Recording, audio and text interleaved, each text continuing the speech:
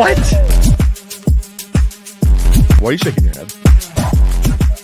You're welcome.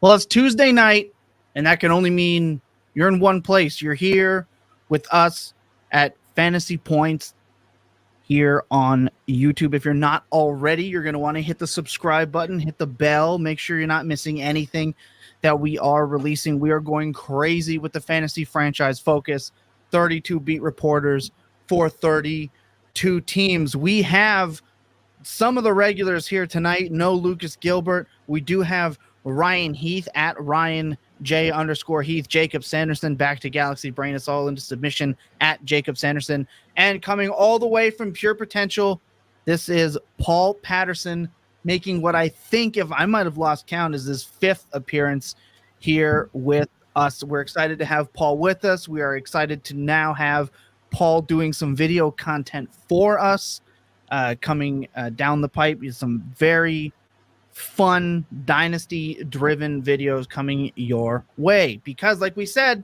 we are building the dynasty product for you. More dynasty content than has ever been put on our platform is being served to all of you. So shout out to everyone joining us tonight. Paul, Jacob, Ryan, I am excited to dive right in. People are going to be sad there's no 5 for 5 tonight. We couldn't fit it in. What we do have, though. I'm sad not to give Paul a shot at it, though. That's unfortunate, but we'll make sure that we make that up to him, I'm sure. Oh yeah, we're gonna get him in on one for sure. However, we do have something new today. Today we are going to do beat or bogus. What is going to happen is I am going to read a beat report, and the gentlemen here are going to have to decide if some beat reporter out there on the internet, remember, there's a lot of them, actually wrote this for their website or blog. So, real simple. I'm just going to read it, and you guys are going to decide. Let's kick it off. Starting off, veteran wide receiver Stefon Diggs is on the wrong side of 30, heads to his 3rd team in his career, raising questions about his declining skill set and locker room fit. According to an inside source familiar with the Texans and in training camp, concerns are swirling about Diggs' ability to maintain his past production. While Case Keenum, his former teammate and current Texans backup, offered glowing praise, some within the organization remain skeptical. We've seen flashes, but there's also a lot of frustration, said the source in his quote. He's not the burner he used to be, and there have been some drops in key situations, including drills, end quote. The Texans are banking on Diggs elevating their offense, but if he can't adapt to a new system and a young quarterback, this trade could be a big gamble. Diggs' consistency is undeniable, but his age and recent team changes raise questions about whether or not he can be the Texans' true wide receiver one. Only tell if he can silence his doubters or if this move becomes another pit stop in a downward trend for the veteran. This is way too dramatic. I'm going bogus. You can tell this is bogus because It's like a smut novel. Yeah, it's just structured in a way where you like it gives the overall negative thesis, and then it says, oh, well, there's this opinion from Case Keenum, but here's everything else that's like negative. Like this is AI generated. I know this. Yeah, I think the boys here make a pretty good point. I'm an English teacher, high school English teacher, so I'm pretty good at spotting ChatGPT, and this doesn't sound real to me. So it'll be interesting to note that this was a real written piece taken from a Houston Beats blog. However, that doesn't mean it's not AI generated. I did just go in and change every positive word to a negative. Oh my gosh. But everything in terms of its structure, how it was written, all of that was actually produced and put out. I just made it mean. So they got I it. think you inceptioned the AI. I think this was an AI written blurb, probably. Yeah, we're 2 layers And then deep now. you fed it back through ChatGPT. That's why it just hit It's been me like so it's hard. been double AI. He Yes. AI moderated a blurb that was already written by AI. Yes, I'm convinced of this. Perfect. I love that. So that's one for everyone. I'm glad that we got the introduction. We are going to be stepping this up as we go, because we are working on getting Pat Dougherty back. And of course, this whole theme started when Jacob came up with an idea to read Pat Dougherty's blurbs back to him and try to figure out if Pat actually wrote it or if Jacob did. And it was a phenomenal bit. So we're back with it, just changing it up a little bit. Fun start. I had to pick on the Diggs thing because when I actually saw the real report, I too questioned whether or not I actually thought that was real. It was a lot of Case Keenum in that report too, by the way. Why he was the start of the show, I don't know. He's Case Keenum's cousin, nephew, or something like that. I don't know. All right, Sean, he says nothing like 3-hour evening Dynasty content to lead right into hump day. We promise this is not going to be 3 hours. Even though the poll in the Fantasy Points Discord, which you can get to if you make a free account at fantasypoints.com, it will get you access to the Discord just with the free account. There was a vote, and 67% said that we should go 3 hours. And the rest of the votes all said do it so Tom gets even less sleep. So shout out to everyone. My laptop literally won't last 3 hours until the battery dies. So you get me for. Yeah. I love that. Skittles Does not own a laptop charger. That's the best hard out I've ever heard. I think. No, he leaves it unplugged. So he has a hard out. It's a legitimate hard out. There's like 2 ports, right? One of them I need to use to connect my mic and camera. And then the other one doesn't work. So I can't charge my laptop and have my mic and camera in at the same time. That's the issue. Wow. Yeah. Well, Mac and stuff. So this is what it is. Where are the fun facts too? What is happening? Look, Brian, this is a lengthy topic that we have today. So unfortunately, something had to get cut. Okay. So this is where we're at. I'm about to start a GoFundMe for Jacob Sanderson. Let's get him more ports on his laptop. 100%. He's not drafting enough Devon Achane in best ball. He's never going to be able to buy himself another. All right. With that, we're going to take a quick break because we're not talking best ball in this podcast. When we come back, we're diving right into why we're here, which is giving you what we think are the worst picks in as many rounds as we can get through before Jacob's laptop dies, which I now think is the theme for the show. I feel like after about an hour, the Jaws theme is going to have to start playing to let us know we need to hurry up. So sit tight. When we come back, Paul's going to give us who he thinks is the worst pick of round 1 on top of some other fun stuff that we're going to lead the conversation with. So you're going to want to sit tight. Okay, before we get into the meat of the episode, the real meat, which is what everyone is here for, I just want to add in a little convo that has popped up in the Discord quite a bit here at Fantasy Points, with players being more and more willing to move out of their round 3, 4, and 5 picks in startups. I just want to ask you guys a question, because this is something that has been in my head now for a little bit. I do not think rounds 1 and 2 carry as much weight in terms of importance as rounds 3, 4, and 5 in a startup, which is going to make today's episode very important.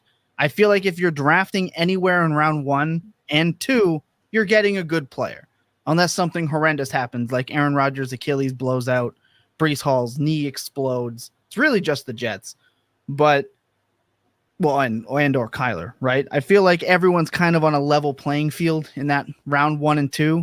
But to me, the skill is in rounds 3, 4, and 5, because that's where you're going to potentially either get that guy that's breaking out or that's going to absolutely schlub it and lose his value. It's the difference between having DJ Moore or Garrett Wilson, who shoots up to the second round, where DJ Moore just stays in eternal 5th round purgatory forever. Do you feel the same way? Are you more inclined are you okay with moving out of your 3, 4, and 5s? Because for me, the difference maker is rounds 3, 4, and 5. I'm going to go to Paul first as our guest of honor. It's a good question.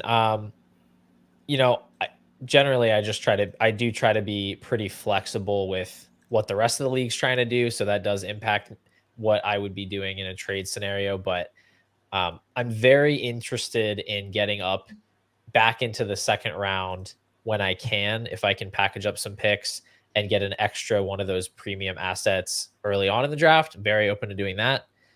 But there are guys that I really like sprinkled throughout those 3 rounds. So it's not like I'm avoiding picks there.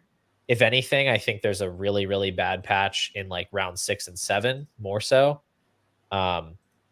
So not an area I'm targeting, not an area I'm necessarily trying to get out of, but there are some landmines for sure that come up there where I see players go off the board and I'm like, I don't know what people are thinking. We'll definitely talk about some of those guys, but it is definitely the volatile area of the draft because there's a lot of speculation, players that haven't necessarily done it yet that we are hoping take that next step. And that can blow up in your face pretty quick. Yeah, I think for me, the cutoff is it's usually in the middle of round 2. We'll have the ADP pulled up later, but you see Kyler and Justin Herbert go off in the middle of round 2 there. Depending on the room you're in, it might be slightly other quarterbacks. That's really, to me, where there's kind of a market difference. From that point forward, I think it does get pretty flat from the top of that next group of wide receivers. So into the, Puka, Garrett Wilson, that grouping, all the way down to some of the guys, some of the tight ends that you'll get kind of towards the end of the 4th round. Generally, save for a couple of the quarterbacks like a Trevor, a Dak, that right now I think their ADP is glaring value, but save for them, I generally want to be trying to get up into the first, picking first twice in the first, maybe 3 times in that first round and a half, vacating out of that late 2, early 3 area, and then seeing if I can sneak back up, maybe make my 3rd or 4th, maybe 3rd and 4th pick in that late 4th, where I feel like I'm catching the end of that tier. I definitely agree. That's where there's a lot more high risk opportunities or high opportunity costs. That's not quite as sure is when you're getting into that early 3rd round. And I think it is reasonably flat there. I agree where you're talking about it really dropping off in the 6th. Like, to me, it's a little hard because there's always going to be sort of some picks here when you look at ADP that don't actually align with how I tier it. So you can expect, in any draft, there's going to be people who draft guys that you might not be looking at for a while. But specifically, if we just look at wide receiver, like, I find once you get past, like, I'm looking at round 5 right now, here's Pittman and Moore, Metcalf, Flowers, into Dell. Once you get past that grouping, give or take, I think it's a really substantial downgrade when you get into like JSN, Brian Thomas, Debo, Loud McConkey, Jordan Addison, that group. At that point, I'd much rather just go all the way down, take the value, and go down like 3-4 rounds even to sort of pick up the Mitchell, Leggett, Deontay Johnson, Pearsall, like that, Christian Kirk, that kind of end of that tier. So generally, it's about navigating. I agree with you very much that like those first round and a bit, it's less about the player choices. It's more about I just want to pick multiple times in that grouping whenever I can. Yeah, I'm going to largely agree with Jacob's take there. I think there's just a confluence right around like that middle to end of the second round of all of the positions just having a simultaneous teardrop. I feel like I think even with running back, like after you get past like a Jahmyr Gibbs, suddenly I'm very not interested in selecting running backs for a while. I'm not even interested in Jahmyr Gibbs. Yeah, and even Gibbs, I'm ambivalent on, I guess, in like late round 2 of a startup. But I'm not running out to get him. But my point is, I look at these running backs in rounds 3 through 5, and I just see a lot of landmines and a lot of like, why would I do this type of thing? So I'm okay with trading out if I'm saying, okay, there's a lot of landmines in this area of the draft. Theoretically, you want to trade out and have other people be making picks and being the ones to make the mistakes into the landmines, right? Mhm. But I mean, there are guys I'm interested in here. Like I think this is much more of like a I know ball area of the draft where you're gonna pick your guy. Like you're gonna say, okay, look, this is where I'm taking Kyle Pitts because I know better than everybody else and I know ball, and he's gonna be in round 2 of a startup next year or whatever. Like I can definitely pick out a few guys from this area of ADP that I feel that way about and that I will run right into the landmine for. But I guess that tendency in me wanting to do that is almost more of an argument of get the hell away from these picks. Yeah, I will say that teardrop at the end of round 2 can hit pretty hard depending on the draft room that you're in. Like sometimes you can see like a Kyler fall there, or like I got Garrett Wilson at the 302 in my last startup, and like that feels great. But sometimes you are staring down the barrel of some players you don't really want there. It almost swings it to the point where I'd rather have a late pick in a startup if it's third round reversal. Like it's kind of nice having the 112 and the 201 and the 301. Like it's almost preferable knowing you get 2 of those premium guys at the end of the first round. But yeah, I've had trouble weighing it with the advantage of that high end quarterback, but it does get pretty flat, like Jacob said, in the 3rd through 5th round, I'd say. But that's definitely where the separators are, in my opinion.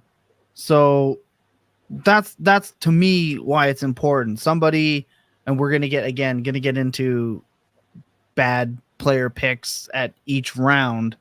But I think what Ryan said about this is the ball portion is really where I was going with this, because to me, you make the right pick in round 5 compared to the bad pick in, say, round 4, you're sitting a lot nicer in your dynasty picks. If you make bad picks in round 3, 4, and 5, chances are your flat picks in round 1 and 2, they're not going to make up the difference if you blow picks in round 3, 4, and 5. Brian mentions that I'll do a trade down from 4 to 6 as part of a trade up into 2. Yeah, there's a lot of different ways to get back up in to the second round. Jacob's going to hit on that as they pop up. He is definitely more inclined to trade up than I am. I just never do it. It never seems to be beneficial for me in my leagues. Brutal. Just it never actually works out for me. But good conversation to kick it all off. I think it's time to dive into round number 1. And of course, again, guest of honor, it's Paul Patterson giving us his first of his worst picks in round 1. Well, you've kind of set me up for failure here, giving me round 1 where all the players are awesome, and I'm going to sound like a real hater saying one of these guys is a bad pick, but I'm going to take the low-hanging fruit here, and I'm going to go with the guy with the 112 ADP, and that's Amon-Ra St. Brown. I think he's a really great player, valuable dynasty asset. I just think he's the odd man out here when we're looking at like your first round pick, absolute ceiling outcome. The floor is there. We know the floor is there, and it's very, very high. And even the ceiling is relatively high. But I think he's a little bit more limited as a player compared to Jefferson, Lamb, and Chase. You look last year, his expected points per game, 17.8. He was 3 points per game over expected. I don't know how sustainable that is, especially a player with his role where like he's largely a volume compiler. So to me, I view him as more of like a mid-second round startup pick.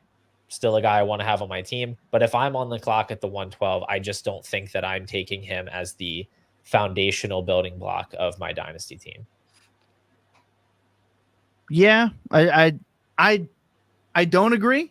I like if I'm taking a wide receiver, I'm fine with Amon-Ra there. Like if he finishes 3rd, like if he finishes as the wide receiver 3 over one of Jefferson, Lamb, or Chase, I'm going to be like, yeah, like that. Like if one of those guys finished 4th, I wouldn't really shake too hard. If I was taking a wide receiver, I would take him, but I just wouldn't take a wide receiver. That's fair. That gets into the conversation around 2. Like we can tie this into round 2 and what's there.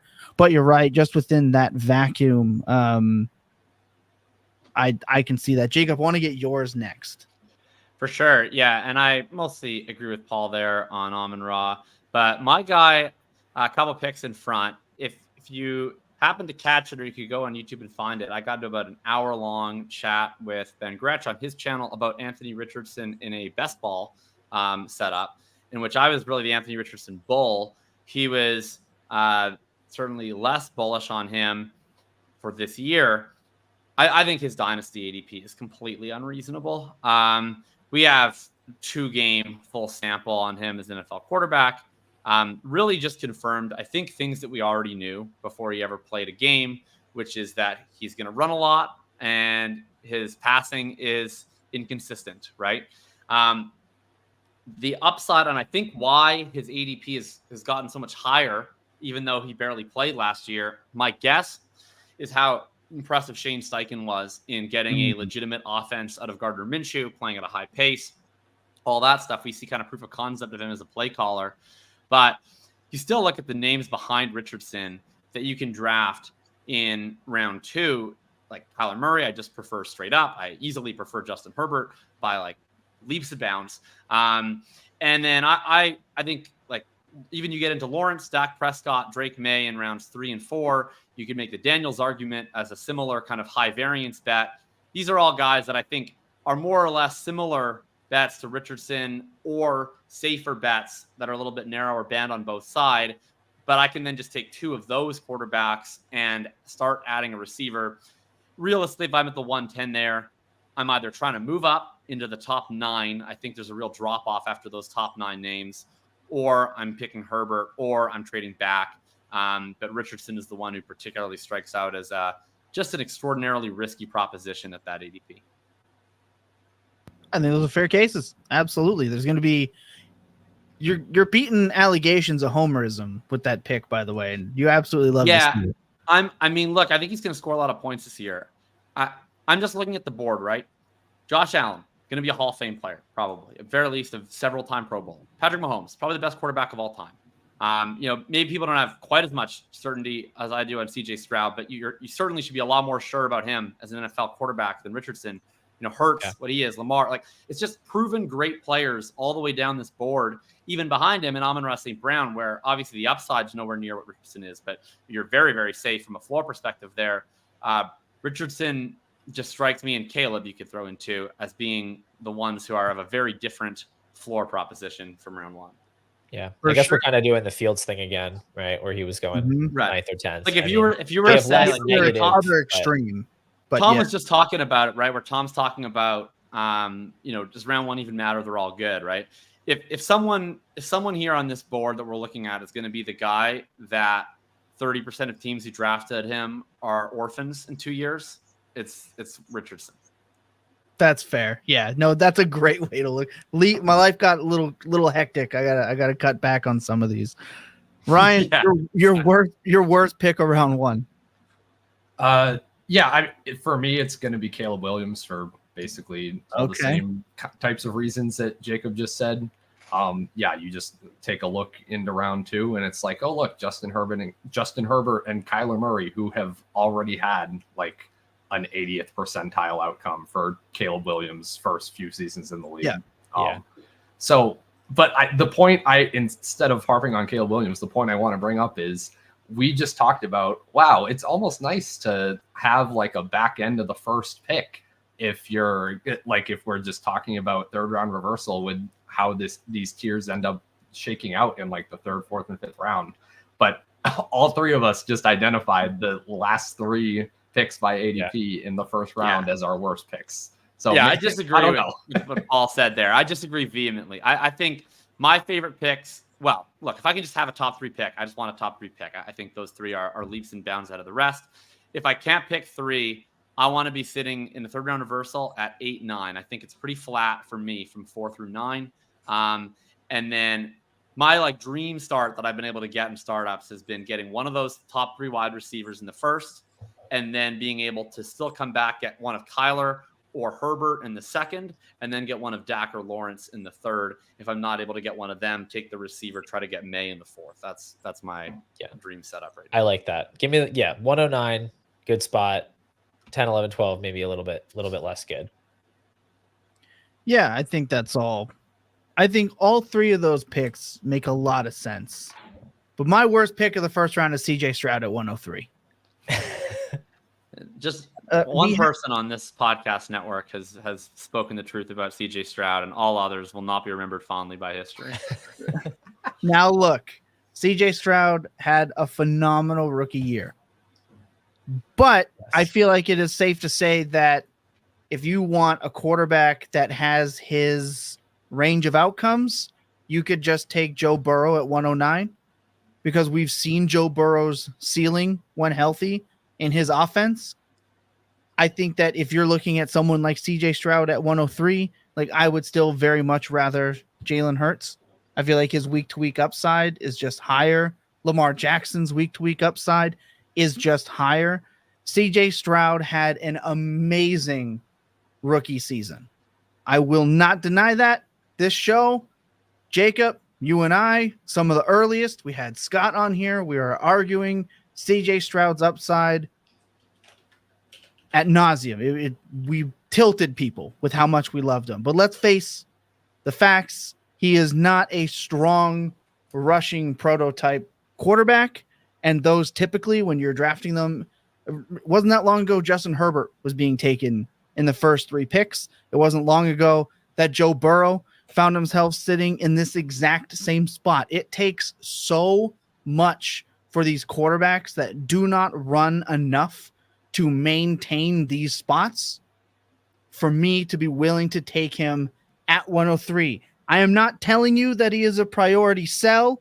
I am not telling you that CJ Stroud is #bad. What I am saying is if I got the opportunity to move back from 103 to 109 and just draft Joe Burrow, I would do that every single time.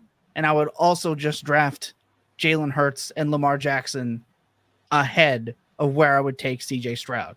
But I just want to make sure that I am not quoted as somehow saying that CJ Stroud is ass. Clip I am it. not. That's why I'm taking it. I am not. This is not. But I will You're I will still better, clip the Jacob. exact 1 second that you just said CJ Stroud is ass. That was at 27 minutes and 15 seconds. I know you would. But I need that on like a soundboard, right? It's just Thomas He's saying just- CJ Stroud is Ass. ass. It's going to be next week's work. game. We're just going to play that back, and we're going to have to say if that was the real quote or not. Yeah, Oh see if my it was God. AI I heard it. generated. Let's not encourage everyone to just start creating soundboards for these shows. Like we're going to dial that back. But that's my point for why I think Stroud is just, to me, the worst pick, because Ryan did take Caleb, who was my number 1 pick, but I did have a very close number 2, which was CJ Stroud. There you go. And it really is just about the rushing. Like if you tell me Stroud and Burrow scored the exact same amount of points next year, I'd be like, yeah. So that's it. That's round 1. We're moving into round 2.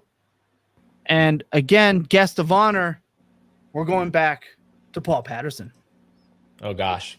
Okay. All right. I think this one will be more well received by this group, and that's Christian McCaffrey at 204. Now, the game is specifically in a startup, right? Worst pick in a startup. I think Christian McCaffrey might be the single worst pick you can make in a startup, because unlike every other player that you might take in the first 2 rounds, he locks you in to a very specific type of roster construction as a 28-year-old running back. Like, you can't draft Christian McCaffrey and then build yourself a, productive struggle team, or like I don't know, we'll see what happens this year kind of team. Like, if you draft Christian McCaffrey, you're saying, I'm going to win the championship in year 1, and I'm going to build it around this 28-year-old running back. The fact that he goes ahead of Breece Hall on average is kind of outrageous to me. Like, Breece Hall could very easily be the RB1 in fantasy this year, and he's 5 years younger than Christian McCaffrey. Going ahead of Justin Herbert and Kyler Murray, like, those are foundational building blocks in Dynasty. This ADP just seems like not real to me. Like, it seems like a hologram. I don't know. So Christian McCaffrey, stone worst pick on the board. I had a backup in case I didn't go first, because I figured somebody would take that, but I'm just going to say, like, don't take Christian McCaffrey in the second round of a startup. Yeah, I mean, that's the reason I didn't pick it, is I just don't think that our listeners will encounter Christian McCaffrey actually going out of Breece Hall very frequently, but I totally agree with everything you said. I think even where he does go in most of my startups, he's never gone at a place where I've even remotely considered clicking his name. Yeah. I do think it really boxes you in. It'll be no shock to anyone who my name is going to be. Sam Laporta at the 211 is, I guess, Yep. my version of the CJ Stroud thing with Tom. It is kind of funny because I think that there are some similarities between these two players actually, and the arguments, although we will wind up diametrically opposed. Tom was sort of making the case for Stroud as okay. He had this exemplary rookie year, but there's other sort of cheaper, similar archetypes available that are just a little bit older. And I would make the same argument for Laporta, where you go down as much as 4 rounds into the 5th round, where you see Mark Andrews going, who I think is pretty much a 50-50 bet to outscore him this year. You get guys like Brock Bowers that are multiple rounds later. You get Kyle Pitts multiple rounds later. It just seems like the opportunity cost on Laporta relative to the other positions is substantially higher than for other tight ends. And I guess what is different is like I view Stroud as a very singular player. I didn't agree with Burrow and Herbert when they got pushed up to the 103. I think Stroud's year is in a very different caliber, especially when you look at the type of receivers that he raised up. I think this is one of those once in a lifetime athletes in a way that I don't feel that Laporta is. I think that Laporta last year, obviously goes without saying that when we're talking about a rookie season and comparing him to veterans, that we want to give him grace, and his season was exemplary. But like 1.77 yards per route run last year, and a lot of that is because despite a very strong 0.24 targets per route run, he is that lower ADOT role. That was also true of him in college. That's probably what we should expect from him going forward. Resulting yards per route run is substantially lower than Kelsey and McBride, who are both above 2. It's lower than Mark Andrews. It's lower than George Kittle. It's like right comparable to David Njoku. You look at his expected fantasy points last year, he winds up being the tight end 1 overall in points per game. In expected fantasy points per game, he was 5th. He was behind Kelsey, Hawkinson, Engram, and Njoku. Really overperforms in the touchdown department. I think that you're banking on his skill, of course, getting better as a player coming into this year, which is probably true. But it has to be true in a very massive way, and it has to be true in a way that doesn't get flattened by some of the inevitable regression. When you look at how much of that efficiency is just coming in from a touchdown perspective, where it's not like he was outperforming consistently on a yardage generation perspective. Brian is trying to get me to argue against myself by bringing up Jameson Williams, who I just think doesn't have a high enough ADP for us to get to that round tonight. But otherwise, I'd bring up. Yeah, that was my backup pick, and I totally agree. Like just the other options at lower price points later that I like just as much. It's just really, really hard to justify the click there. I'm so upset that Jameson Williams made the show. Can we not talk about Jameson Williams? Like I understand we're sick of talking about Sam Laporta on this show. I'm sick of thinking about Jameson Williams. Why? Brian like it's got to be on purpose. Down by my Jameson. Like I got an extremely unnecessary Jameson Williams side swipe in my last article. That really upset Brian, where I was talking about the wide receiver window, and I was like, yeah, then it ends here, and then there's Jameson, who's the single worst click in all of best ball. I have no idea what the purpose of that is, or like why he's even drafted at all. Anyway, and like didn't need to mention his name at all. Chose to. He didn't like it. Amazing. Literally not an NFL player. Don't understand how he's drafted. He's just expensive Jalen Guyton, and people got to realize that he's just gonna. I'm not talking about James Williams. You can't talk me into it, Ryan. Oh man, so these guys took like the 2 fairly obvious ones. I'm gonna go with more of a thought experiment here, I guess. And I love this player. I have exposure. I have drafted him in the 2nd round. So this is like a very, very distant 3rd worst pick for me. But Garrett Wilson, in terms of the I had Jacobs upset. This is a don't. You're gonna ball hate this take. take. This is so a you much don't know too. ball. You're gonna hate what this take is. Garrett Wilson. I look across this entire round, and if I ask myself who here has the least value insulation, I think it's actually Garrett Wilson. And the reason for that is, look, I I believe Garrett Wilson's amazing prospect, blah, blah, blah. Watch him, nerd. He's great. Yes, I get all of those things. But if we get into a third year of Garrett Wilson not really producing any sort of fantasy points, and this assumedly comes via Aaron Rodgers being really washed or getting hurt again or whatever it is, decides to leave in week 6 for an important ayahuasca retreat or something, it doesn't really matter how we get there. This is a very fragile situation, and it's very hard to project Garrett Wilson to be having a lot of like catchable volume next year in 2025. So if he doesn't produce this year, and I just wonder if we get almost like the inverse of like the Drake London effect from this year, where it's, oh, okay, Kirk Cousins is here, like all is forgiven. I feel like just our patience with Garrett Wilson, especially if there's not any sort of projectable like sun on the horizon for him after this year, he is just plummeting down draft boards, and it's just hard. I can see a scenario where it's hard to imagine Garrett Wilson producing in 2025 after a disappointing 2024. And that I can't super say that about anyone else here, aside from arguably like Jordan Love maybe, or Christian McCaffrey for being old. But that's pretty much it, right? I don't think anyone else in this round, I can easily imagine a scenario where they're not giving you far above replacement level production in 2025. Is Stafford that much less fragile than Rodgers? I'd say so. Like, we thought he was retiring like 14 months ago. That's fair. Yeah. I mean, but also Nakua has the best rookie season of all time, right? Like he has more like points on the board, right, so to speak. Like, but he didn't have to play with Zach Wilson. That's true. Yes, I agree, Jacob. That's why I'm drafting Garrett Wilson. I'm not like an anti-Garrett Wilson person in any format at all. Right. But if I'm nitpicking between the lines here of who can I pick out as like my third worst pick, I guess it's him. Right, and because I don't have one outside of the other picks that you guys had mentioned, I'm just going to tack on with Ryan. At least with somebody like Puka Nacua, we know for now he still has Sean McVay, right, who is a fantasy goldmine coach. He's one of the best play callers in the NFL. It's not just if Aaron Rodgers is bad or done, and then maybe they get a rookie quarterback. That's already more of a coin flip than people want to remember because of how lucky we have been with rookies. With some real superstars on top of that, then it's is Hackett still around? Do they get a new offensive coordinator? Is that offensive coordinator bad at calling plays? Does they just end up with the next Luke Getsy?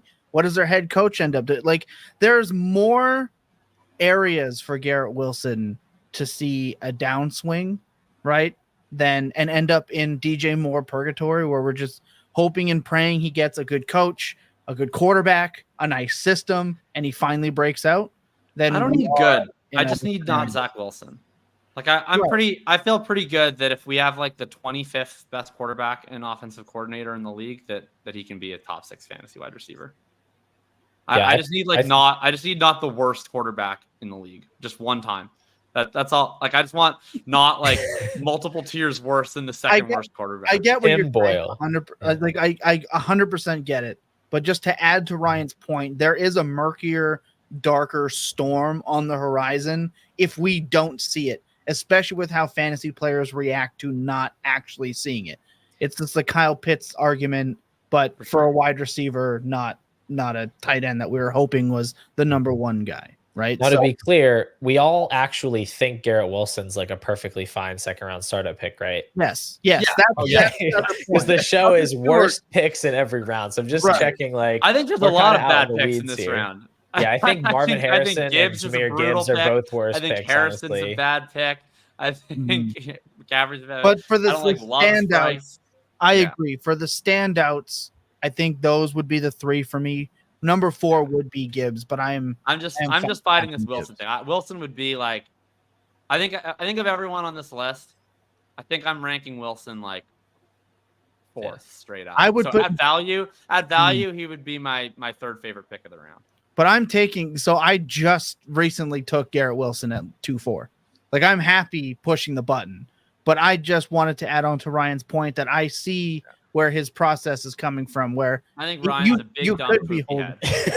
Go with the program, Tom. Ryan doesn't know ball. That's Well, not let me right go. for Ryan. Let me go first for once, and I What's can take next, the Ryan? low hanging You're gonna fruit hate on and then Don TV throw and it at you Wicks? guys when you have to How just little take the ball do you dregs. know? Yeah, let All right, someone else look, go first. we're going to take a quick break. When we come back, we're going to dive into round 3. You're going to want to sit tight. We're just getting warmed up. Look, you dominate your home, office, and family leagues every year. Now it is time to take your game to the next level. The FFPC is the place to play fantasy football this summer. No salary caps, no DFS, no new formats to learn, just the pure drafting fun that you've always loved. FFPC is home to multiple $1 million grand prizes, massive best ball tournaments. I only mention it because I'm supposed to. Competitive dynasty leagues and a multitude of exclusive formats. Drafts are filling every single day at myffpc.com. Begin your pursuit of millions of dollars today at myffpc.com. Well, you asked for it, Ryan. You're going to get it. You're first up. Round 3, keeping in mind this is a 3rd round reversal format. Superflex, tight end premium. It starts to matter at this point here. 3rd round reversal. Ryan, your number 1 worst pick in the 3rd round. Oh, okay. Well, we're at the point where we can pick on running backs now, so I might just have to go that direction. And this is not like the most egregious running back in like this chunk of rounds 3 through 5, but I don't get it with Travis Etienne. I sort of get it in that. Thank you. Yes, Ryan, he was really productive last I've year. been on the show in a few weeks, and Ryan was just like, "I'm gonna just get angry at all of Jacob's favorite players." Yeah, sorry, Jacob. Shots No, fired, Travis dude. Etienne's a bad pick here. He is. Okay, so let me make the case a little bit. Okay, yes, Travis Etienne last year definitely like a plus pick to make in all formats. It worked out pretty well for you. Yes, early on in the season, basically 80%, 70% snap share bell cow, was awesome, was scoring tons of fantasy points. Kind of gets banged up around week 8, week 9, whenever that London game was, I think. And from then on, it is just kind of a run-of-the-mill, like 60-ish% opportunity share type of back, not really providing anywhere close to that like RB1 up very far above replacement level types of fantasy points, right? I think Travis Etienne's great, but kind of the drumbeat we've been hearing this entire offseason is we want to keep Etienne fresh. I think they took that to heart, right? I think early on in the season, especially when the whole Tank Bigsby experiment was very much not working out, they were happy to ride Etienne until he got hurt. And now in that coaching staff's eyes, they need to not do that again. I think that's just seared into their brains. And it's very unlikely that Etienne is ever going to see like that real like 70+% opportunity share bell cow type of workload. And when this is in round 3, when I can take a wide receiver that I like instead of a running back that is, all running backs are ultimately just kind of like falling knives at this point. Once you get past really the top 3, I'm not going to catch the Travis Etienne falling knife. I'm just going to draft Jalen Waddle, who I think is amazing. I'm just going to draft Drake London. I'm just going to go that route every single time and just feel like I've kept more flexibility in my roster. And then I'm just going to get similar running back production a few rounds later. I think part of this is because he had the week 17 game against Carolina, because 5 of his 6 best games came in the first 8 weeks of the year. Like you mentioned, he did next to nothing. And then he got a cake matchup against Carolina. And Jacob, you might remember, but former host Billy the Stone mentioned that a player's lasting memory of doing something positive is at the end of the year is going to carry more weight than any of the negative. So ETN having that week winning, championship week, in my opinion, is partially boosting some of this stock because we remember him fondly. You like ETN. I messaged you about part of your write-up on him, mentioning how he had his 5th-year option picked up and you were happy with him at RB6. When I texted you, you're like, yeah, I still don't necessarily want to take him there. Do you want to dive into that a bit? Yeah, so I had a rule for coming up with my picks for this pre-show, which was, my rule was that, like, first of all, this ADP is just like, I know for a fact it's not representative at the running back position of leagues that I draft in. My guess is that it might not be representative of some of the leagues, at least, that you draft in the sense that all these running backs go a lot higher than my personal experience. For that reason, I was just not going to pick any running backs unless I disagree with their positional ADP. So Travis Etienne, clearly not a good pick at the 311. I'm not going to debate that. I do also have him ranked as my Dynasty RB6. So I'm not going to push back on where he is positionally. And I do think a lot more fondly of him than I think my co-hosts do. He is my highest drafted running back in the first 4 rounds in best ball, for instance, this year. I think that Etienne's talent profile has really undergone some level of character assassination after last year that I don't personally think is his fault. He had pretty brutal efficiency numbers over the last half of last year, no doubt about that. But we still saw it pretty strong in the first portion of last year. His missed tackles forced per attempt actually got higher from 2022 into 2023.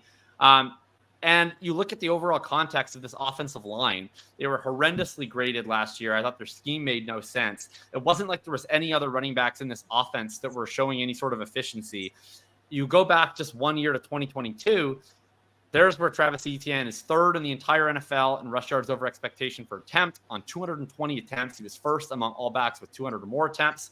Similarly, 1st in success rate relative to expectation, and of all running backs with over 200 attempts, 2nd overall. I think that was a little bit more indicative of the talent level of Travis Etienne, or at least something into the middle. And you mentioned the narrative of, they don't want to get him carries, or they don't want to use him the same way. Well, what did they do this offseason, right? I understand the words. The actions were they brought back Dearness Johnson. They still have Tank Bigsby. The only guy they added was a day 3 running back in air quotes, because I'm pretty sure he's more so a kick returner than he is anything else, Kalen Robinson. And then they picked up his 5th-year option, and they voluntarily agreed to pay him over $10 million in 2025. So I feel quite good about Etienne from a talent perspective, and I feel very secure that he is going to be the lead back for minimum 2 more years after getting his 5th-year option picked up. Like I said, I'm not picking him at the 311, but I do like him at the RB6 in Dynasty. I have him over Devon Achane, which I imagine is going to get people very upset. I would disagree with that one, yeah. But I get it. I understand. Way easier to acquire outside of drafts than he is in drafts, which is my biggest point. I do just want to point out that Tank Bigsby had a higher missed tackles forced per touch than Etienne did last year. So there you go. Tank Bigsby shit, by the way, this will be like, it's a low stakes rant because I understand he's an 18th round best ball pick, so I probably shouldn't get that mad about people like hyping up an 18th round best ball pick. What the fuck is wrong with you people? Did you watch Tank Bigsby last year? Like, either he was shaving points or he's the worst football player on earth. This guy is undraftable. He's the worst football player in the entire league. Dearness Johnson is taking this guy's job by week 8. Be serious. You mean by week 1? I don't. The Tank Bigsby renaissance is bizarro world. Yeah, those were the. I like Tank Bigsby as a prospect, but like, it is not happening for that individual. Like, that was ghastly last year. I'll eat this if I'm wrong, but like, it's not a take lock thing. Well, like, I like Tank Bigsby too much to prospect. Like, hand up was wrong, but it is ridiculous. Like, that guy is like multiple tiers worse than the 2nd worst running back in the league. Yeah, the ChatGPT generated Doug Peterson quotes about how they love Tank Bigsby and are going to get him involved. Have really destroyed the discourse and his value right now. Yeah, it's kind of insane.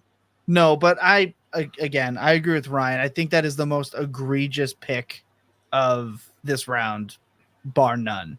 I'm going to go over to Paul for your worst pick.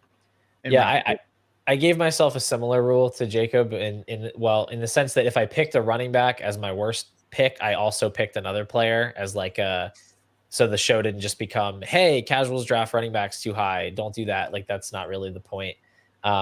So for me, I was kind of between two. I don't like really where either of these guys are going, but I'm just gonna say Tyreek Hill for most of the same reasons that I said McCaffrey, and it's not even like he's that far off. Points. Yeah, I hate points. I just like rebuilding. I like my nice screenshots. I keep track of the average age of all my players, and I want to make sure that's like 23 at the highest. No, I mean late in the third round. Late in the third round is fine with me. It's like I just can't do it over specifically Trevor Lawrence, but also Dak Prescott, Malik Neighbors. The value insulation and upside of those guys, it's just not worth passing up, especially in a startup when I'm trying to build a team that makes sense. I for the same reason McCaffrey, I don't want to be drafting a 30-year-old wide receiver and then trying to shoehorn all of my other picks to fit around that particular choice. Because if I don't, then I'm like, okay, I have to make sure I can trade away Tyreek Hill for a profit, or I can later on go acquire all the players that I need to make this year my year. I just like to maintain my flexibility, and I don't think I can pass up the talents that are going after him. Yeah, it's fair. Like you said, it's kind of a specific build piece. I too have a hard time at 302. I have a hard time with 302 with that. I would take all four quarterbacks ahead of him at that 302. Not the running backs, but you're right. There are just other receivers there that I would much rather take. 302. One quarterback I would not take over Tyreek Hill that's on this list. That's for darn sure. Yeah. Me too. That's clearly by miles and miles and miles the worst pick of round 3. Here are some quarterbacks who had more expected fantasy points per game than Brock Purdy last year.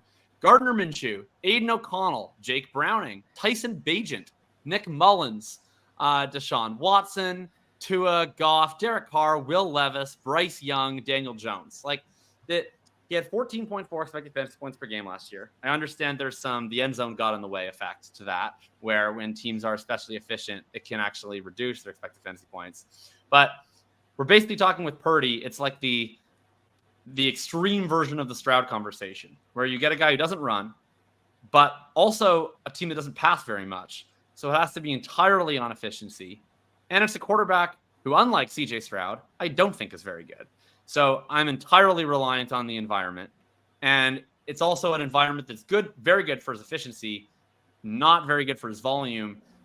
I think he will continue to outperform his expected fantasy points and be a totally reasonable real-life quarterback for as long as he's in this confluence of Shanahan and Ayuk and Debo and Kittle and McCaffrey and all that. It's definitely going to be a spot where I think we're top end is that he's like roughly hanging out at this quarterback 1, quarterback 2 borderline. And if that starts to dissipate, I think that there's substantial downside risk. I don't really see him as a different bet than, say, like a Jared Goff. I see him as like a demonstrably worse bet than Tua, who I think is a pretty similar bet, just better. And then I don't understand why he goes next to Dak and Lawrence at all, personally, especially Dak. I mean, like, I get that I have a kind of a ball knower take on Lawrence that isn't entirely backed by the stats, but like him going ahead of Dak is like nonsensical to me. Yeah, that's who I was between with the other pick. I think that's definitely all true. So I agree I'd take Dak over him. I don't think Purdy's anywhere close to the worst pick here. I'll be the fish that will draft the guy that had the highest yards per attempt average since like the 1950s or something ridiculous like that, is with the best offensive head coach of, I'm not going to call him of all time, but is clearly with the head coach who has the system that is very much what defenses cannot deal with in the NFL right now. It's what literally every single team is trying to copy. I don't understand why we hate fantasy points. So I understand like the expected fantasy points thing. Yes, the volume's not good. I think the 49ers had the fewest total targets. I might be lying about that in the league last year, right? They're not like this is literally like an Atlanta Falcons under Arthur Smith type of offense volume wise. So I completely get that. But look, it's also possible that Purdy is just going to continue taking advantage of this situation for at least a few years, right? I understand that they're going to have to figure out I think he can be a getting paid, if Ayuk's staying or whatever. But I don't think he's anywhere close to like the worst pick here. Yeah, I'm taking Dak over him. I think I prefer him to Tua, or it's close-ish, I guess. But yeah, their ADP is I don't think he's anywhere close to the worst. If you prefer Purdy to Tua, I don't. I have more faith in Tua as a player from a long-term perspective, and I think they're basically the same in like this season perspective. But if you like Purdy better, that's fine. I don't have that much of an issue. But he's like a round and a half more expensive than Tua. And then I'm taking May easily over. I mean, I would just if I've already gone on to this sort of like I view Purdy, Tua, and Goff as these like obviously they're capable quarterbacks, but like the quote unquote system quarterbacks. I don't want to pay for the most expensive of that threesome because I think the opportunity cost is way lower where Goff and Tua go than where it is where Purdy goes. I don't even really like Goff and Tua at ADP, but I prefer them.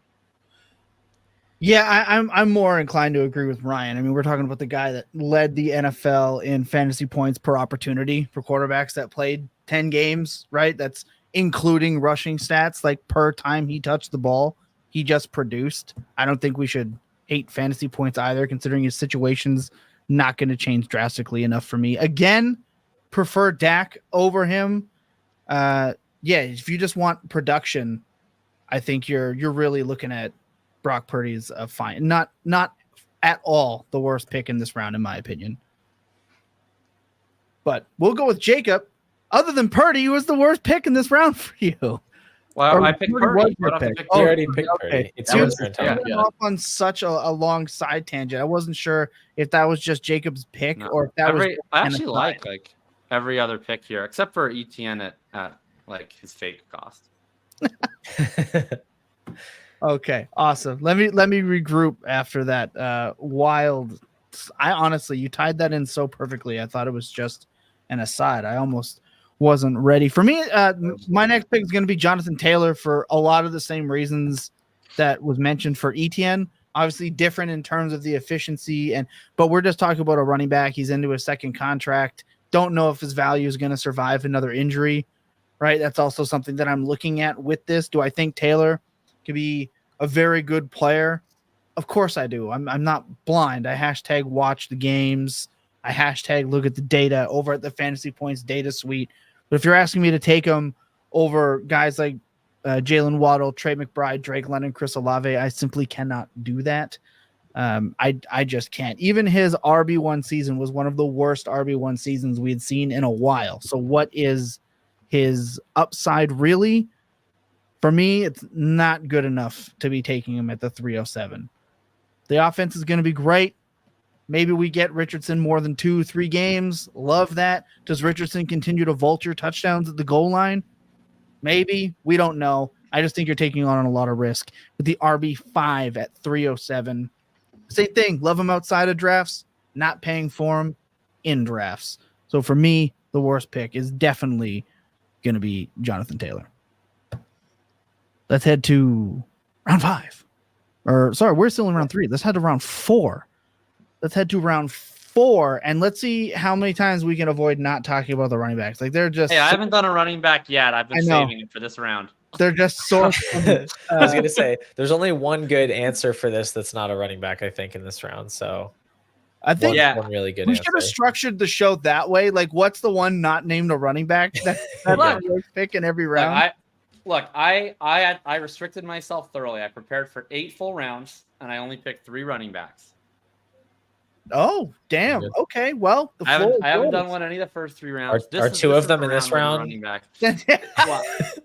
Yeah, I don't even know if I want to go first because there's two guys that I think are equally bad here, but I'll go with one. Jacob's of them. notorious Devon Achan hater, as we know. Yes.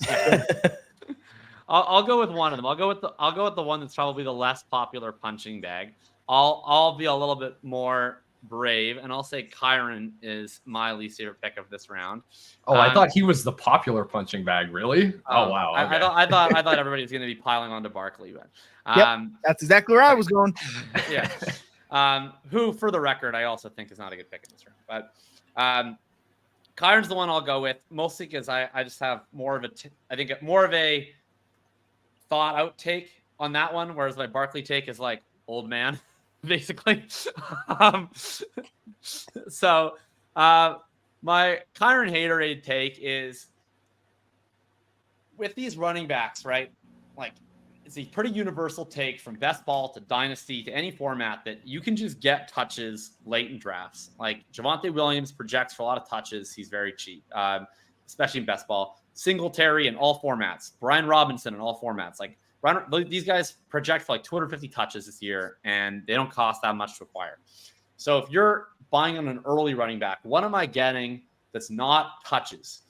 Am I getting Devon Achan, otherworldly efficiency, great offensive environment, all that stuff? Am I getting, superhuman Christian McCaffrey? Am I getting Breece Hall, Bijan Robinson, these incredible all-around supreme blue chip talents? With Kyron, I feel like I'm just kind of getting what Josh Jacobs was this time last offseason, which is when you zoom out, it's just a guy who's just a running back who got a lot of touch consolidation, but without a real superpower. And then we all felt like we kind of had to respect Josh Jacobs enough because of how hot he ran in 2022, draft him a little bit above probably what he actually is. I view Kyron as being that guy this year where not actually that great of a pass catcher. He's a good runner, has some strong metrics in terms of his consistency, his tackle evasion, but like not an explosive runner. And you're really just paying for touch consolidation. They go in, they draft Corum in the third round. We'll see how that turns out. I'm of the mindset that they're going to use Corum a lot more than I think some other people are. I think they're going to run a 2-drive to 1-drive rotation where each of them gets all the snaps on the drive that they're on. To me, that makes the most sense of why they went out and tried to basically clone Kyron Williams, get a guy who can also play as an all-purpose back so they don't have to make those substitutions in drive, but they can still get the undersized back some time off the field. And you just take him down to a 60-65% touch share with how little they throw to the backs in that passing game. And I think he becomes indistinguishable from your Rachaad White, Isaiah Pacheco, kind of Joe Mixon, a lot of these guys. And, who knows? He's young, obviously, is the upside, but I don't know that he has like that kind of superpower that gives him the staying power. He sticks out to me as a poor pick here. Okay. 100%. Fair points. Ryan, I saw that. I'm deciding if I want to, like, obviously I'm not drafting Kyron Williams at the 410 in a startup or whatever. I'm just deciding if I want to have like the Kyron Williams fight right now, which is not even really a Kyron Williams fight like in Dynasty, because the thing you didn't say, Jacob, in terms of like, what are you getting out of a running back that is more than just like a bunch of touches? The first thing that sprang to my mind is like job security, right? Like I feel decently confident that a Breece Hall or a Bijan Robinson is going to have a similar role 2 years from now, right? And I'm not going to make that argument for Kyron Williams, of course. I just think not so much in Dynasty, maybe in like even a best ball format where he's in round 3. And then I pay a little more attention to like, there's all of these projected touches. I agree with your take in terms of like the Rams want to use just one back on a drive and not make substitutions. I just see the world where it's instead of like every 2-1, it's more like 3-1 or 4-1, especially at the start of the season. And so, I mean, suddenly we're looking at kind of almost like this year's Travis Etienne, where we completely overreacted to a day 2 pick and we completely just kind of let a guy fall who had a lot of projectable volume. I don't think Kyron Williams is as talented of a runner as Travis Etienne necessarily, but Sean McVay, that's a pretty good system to be in, does have a pretty long history of producing really amazing fantasy football running back production. So I see like the upsides to Kyren from like a this year perspective more than it sounds like you do. He probably still is up there as my worst pick in terms of like a dynasty draft. But I just wanted to get that in there. I see it in best ball. Like even people that, I agree with on a lot of best ball takes with have kind of come to the other side of the coin now that he's fallen into the mid to late third and have become Kyren people. I just straight up prefer Etienne to him. I prefer Pacheco to him. So I'm not going to get there, but I definitely could see how I'm wrong there. I mean, I can see how I'm wrong there in Dynasty too, but I think what you have to pay is so much higher that I'm more confident saying it's probably not worth the price of admission. No, I think those are all really, really strong points. Well, Ryan, let's kick it back to you. Let's get who you think is the worst pick in the 4th round. Do you want me to leave like the obvious one? I guess we kind of. I'm not taking another running back. I'm leaving him alone. That's not my pick here. Don't take mine. Okay. So you do not have to force one. Let's keep that in mind. Like, right? Like we can just settle that we agree that it's Kyren.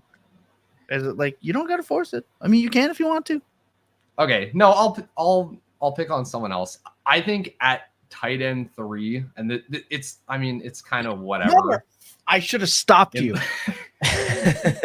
It's kind of whatever in terms of I don't think Dalton Kincaid actually goes tight end 3 super often. I would be very happy. I would be totally fine taking Dalton Kincaid as like the tight end 6 or the tight end 5, like on the 4-5 turn. I don't think that's egregious, but just like specifically him as the tight end 3, where the splits with Knox active are just absolutely horrendous. Like this is not even really a startable tight end last year when Dawson Knox was there. Just in terms of like the ADOT, like I just am not getting excited about Dalton Kincaid as my dynasty tight end 3. I think he's fine. Yeah, I would take him like wherever. I wouldn't complain if he's the one that falls to the end of this tight end tier and I'm taking him. But he's just the profile I think I prefer the least out of them, and for some reason he's the most expensive. I agree. I just fear that he's going to be my new Hawkinson of like this tight end who I just think is like not actually that good. He's just going to spend his whole life with Josh Allen and a bunch of bum ass receivers, and he's just going to like score a lot of fantasy points anyway. Yep. Yeah. Ryan, I thought you were the Brock Bowers hater. I mean, I could make like the same argument about Brock Bowers. Really, it all just comes back to like give me Pitts and Andrews, like, and that's just the stance I'm going to take. But I mean, I get it with Bowers, right? Like, whatever, most unbelievable tight end, generational tight end prospect since Kyle Pitts. Can I ask you one question? I mean, I agree. You're spitting with the Kincaid stuff. I'm in agreement with you on that.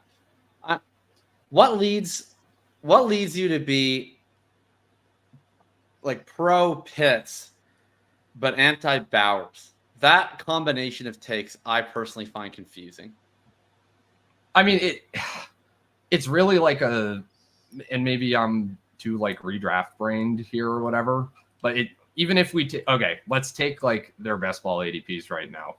Pitts is the tight end 6 pretty solidly, I think, and Bowers at tight end 11, 12-ish right now, I want to say. That I haven't done drafts in the last couple of weeks. I don't know. I think that's too low, but I think he's 9. Okay, sure. Yeah.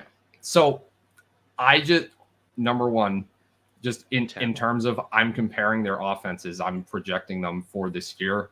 I can genuinely get excited about the Pitts projection. I wrote entirely too many words about Kyle Pitts in mine and Scott Barrett's recent tight end values article for Underdog.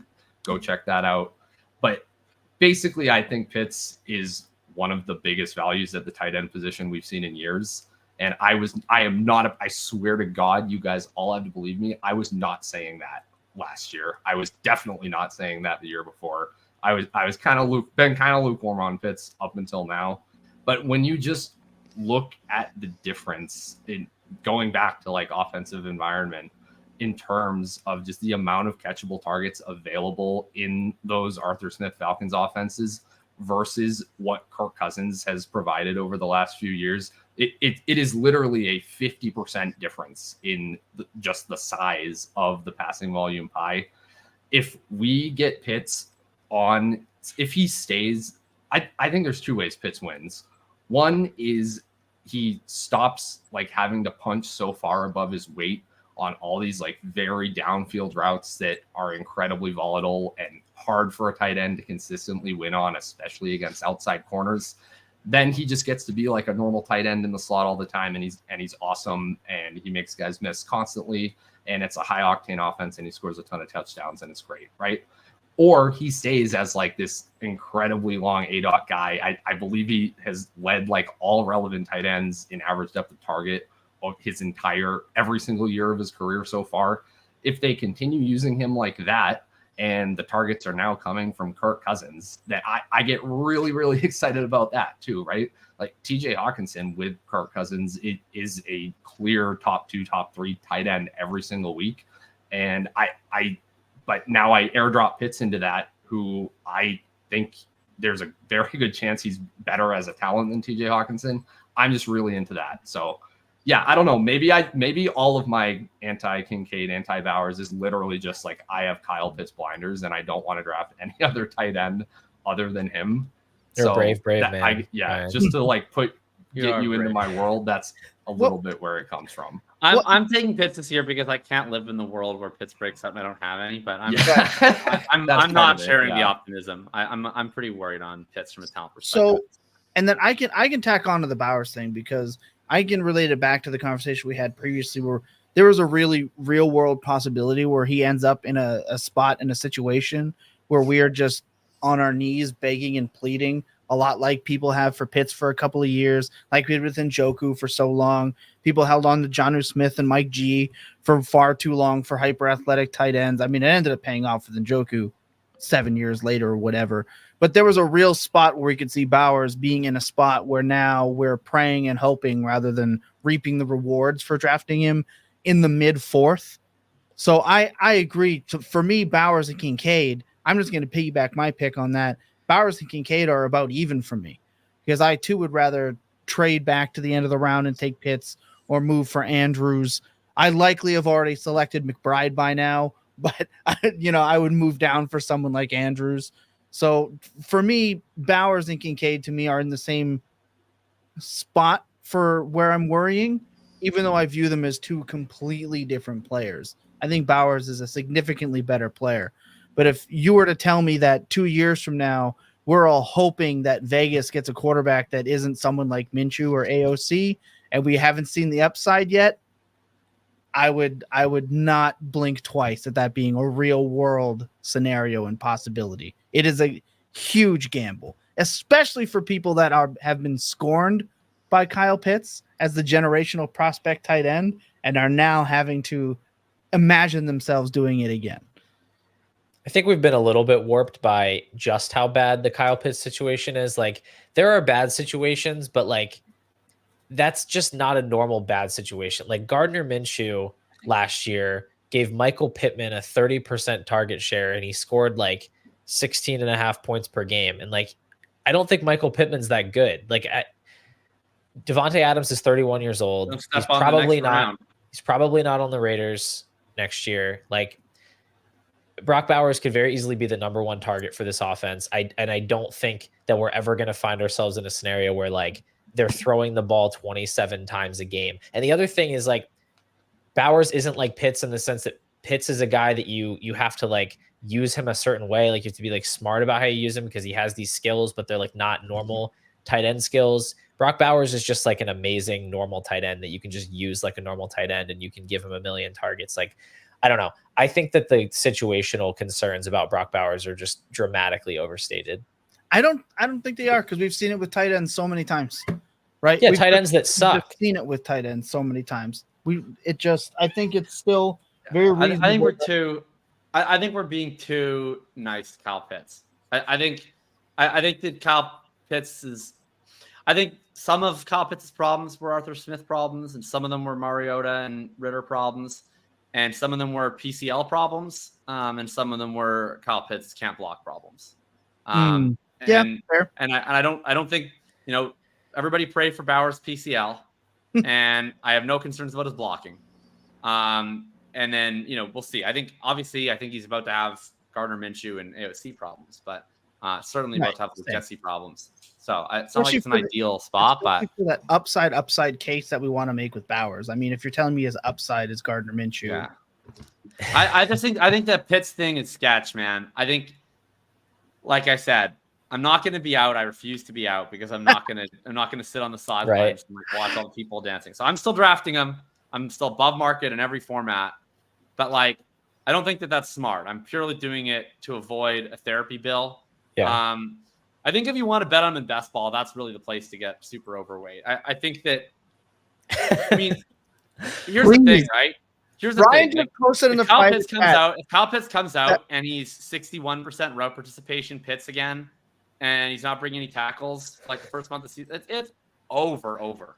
It's round 14 of startups next year over. Ryan, It is Exactly. done. That's why Bowers has to go ahead of Pitts because the downside risk is so dramatic. That's at least to me. I think they're close, but like it's just too scary to take Pitts over him when like Jacob said, it could be so over so fast. Like the upside's there too. I fully acknowledge the upside. Oh, yeah.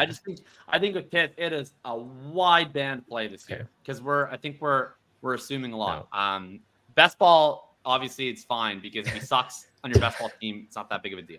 Tom, can I ask you a We're just question? gonna say best ball as many times as we Like- can in this like- one sentence. Tom, I Ryan have breaking how news bad for you. Tom Your gets audience every does time we play say it. seasonal fantasy football as well. Tom, Tom, I I have- almost sent you this, Tom. There was like a Reddit thread on the fantasy football subreddit this week that was basically asking, does anyone know any podcasts that don't constantly bring up best ball? And I'm like reading This through one. this thread and I'm like, what? Why would you care about this so much? Why would you be so offended when best that ball comes Tom's up? But burner? apparently Tom that wrote is this there thread. are people like Tom out there. Are They you sure that when they account hear the wasn't like words best ball. Thomas Pipple? They were all of Thomas's alt you want to know? songs. No, Yeah. no, I'm ending this right now. You want to know the reason? Also, shout out Ryan McDowell. Happy to see you in the chat. I think it's the first Hello, time I've buddy. seen you. You're an absolute legend. Awesome. We appreciate you. However, I just want to point out that Ryan posted in the private chat that we're an hour and 15 and we are on round 4. If we subtracted the 20-ish, I'm going to say references of best ball, I imagine the show shorter. And we might be in Tom, round you read 5. 1,000-word blurb about Stefon Diggs that was written by AI. All right, you are contributing to the problem. All right. First We're all off, looking for the guy. that is for okay. That's for a bit, to help bring some entertainment here. This is a bit And we're you are doing not it to allowed mess with you. You are not allowed to shame me on what I do in my spare time and what articles written by AI that I am or am not allowed to read. However, as someone that makes the graphics for said program, it says Dynasty Points at the top. It doesn't say best ball points at the top. It's not even Dynasty best ball takes. Like I could live with a Dynasty best ball take on the Dynasty Point show, but that's not what we're getting. We're just getting straight. For the record, we now spent more time arguing about not saying best ball than we did. Tom, can I please damn. tell you the actual worst pick in the round 4 of a startup? Please. Wait, no, I need to push back on the Pitts fund. I'm sorry. No, he's not the worst pick in round 4. I can give you. He's I can not. give you. You No one's already even made the picked him. case. No one's You even voted for it in the Discord. You're getting 3 hours tonight. Forget Jacob's heart out. Okay, Just the remove worst pick. camera. The worst pick in round 4 is Jared Goff by a mile. I don't even care. It's Jared Goff. Listen, every other player, including Kyron Williams, every single player in round 4 has a reasonable shot to finish top 5 at their position, except for Jared Goff. He just literally cannot do it. Like he finished QB 16 in points per game in 2022, QB 15 in points per game last season, with a phenomenal cast of Laporta and Amon-Ra St. Brown and Jahmyr Gibbs, and an amazing offensive coordinator in Ben Johnson, who is eventually going to leave and become a head coach somewhere. Like spending your 4th round startup pick so that you can lock up half a decade of middling QB2 production is like the saddest, worst thing that you could do in this round. Like, I just don't understand what the point of Jared Goff is. I agree. But it's hard to push back on that. Okay, we need to move forward faster anyway.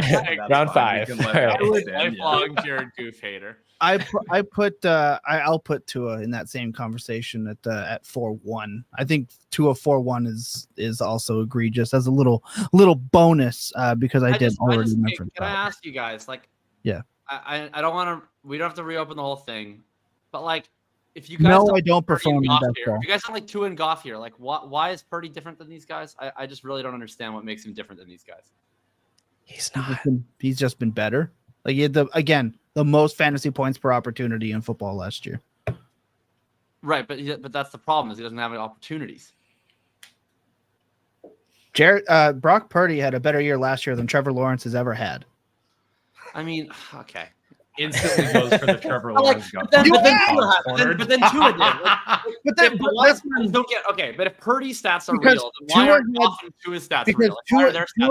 Tua had the best year of his career and he went down in value. Purdy had the best year of his career and he didn't. There's obviously a stigma on somebody like Tua. Like, it just is what it is. People are grossed out by him. So the point isn't to describe why the market's being irrational. Like, if two guys are the same, but one has a stigma, I want the one with the stigma. It was cheaper. I don't get why we give Purdy credit for fake stats. Like, to me, if you want to, it's real fantasy points. He scores real fantasy points. They're going to score the same amount of points. What do you mean? They all project to score like the exact same amount of points. Like, Purdy ran slightly hotter last year, and he outscored them by like a point. Okay, like, I don't want to argue Purdy anymore. Honestly, this was like a lukewarm. I don't think he's literally the worst pick in this round, and now I'm being made to defend Brock Purdy. If you want how I square all of this, I think Purdy and Tua. Yeah, I think those two are similar. I think those are both pretty decent. And at that turn, if Purdy was going where Tua was, great. Goff, I think, is completely different. He's older, right? Like, whatever, 3 or 4 years older. I have less conviction in his environment, in his offensive coordinator, in all of that situation stuff. So I would agree with Goff being a significantly worse pick than either of those two. I just want to point out that Tua has also never had a year as good as Purdy did last year. So just want to point that out too. With Ferris's, Tua gets 100 more attempts. It's just what the stats actually show. So I just want to look. We've moved on. We're on to round 5. Okay, let's try to get through it before we get going. Before we get going on this one, we're going to take our last break before we sail into the next hour and a half. Take a deep breath, everybody. Dynasty podcast for the duration of the evening. I mean, my goodness, like, if you love Purdy, Goff, and Tua, you're gonna really love round 5 JJ McCarthy. That's all I'm gonna say about this round. Holy, are you ever gonna love it? I just got called box score. It's not a box score when he scored the most fantasy points per opportunity in football. It just is what it is. And then it just happens to line up with the fact that he had better years than the other guys were arguing. Anyway, back in a bit. Let's go into round 5. I'm going to start with Paul here. All right. Well, the worst pick in round 5 is also the first pick in round 5, if we're excluding the running backs that are obviously fake ADPs that suck, which is Michael Pittman Jr. He had a good season last year. Good, like, not amazing, but really good. 16 points per game. That's useful. That's valuable. I don't think that he's going to repeat that. I think he's going to find himself in a very different type of situation with Anthony Richardson under center as opposed to Gardner Minshew. I just think that the way that those guys play is very different. And I think I've heard Jacob talk about this. He can probably add to this, especially as the Colts fan in the house. But I just think that the targets, I think there's going to be less of them.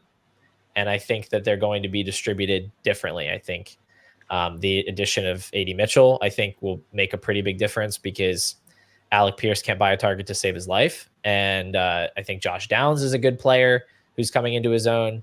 So I just don't think there's going to be enough there in this type of like run first offense for Pittman, who's not terribly young either anymore, to really pay off this type of price. Like, I see him as pretty indistinguishable from like a production standpoint to guys going for the next 3 rounds. And I just don't know why I should be forced to take him ahead of all of those players. Yeah, I don't even need to go this round because Paul took mine and we have plenty of rounds to go. So I won't add another one. Very much agree. I think we're looking at like Pittman. I think all it's going to take is a few months of pedestrian production for Pittman to be looked at a lot more like a Godwin or a McLaurin as sort of one of these kind of uninspiring wide receiver 2-3s that are middle-aged than kind of the borderline wide receiver 1 he is right now. I do think that he's looked at. Thing hurts me in my soul. Yeah. 26. That's fair. I think he is. I think his situation is about to get a pretty material downgrade, going from a guy who thrived in the short and intermediate areas of the field to a guy who does not, who succeeds more as a deep ball passer, but does not really where Pittman succeeds the most and how he's been deployed. And Alec Pierce had 0.104 targets per route run last year on over 600 routes.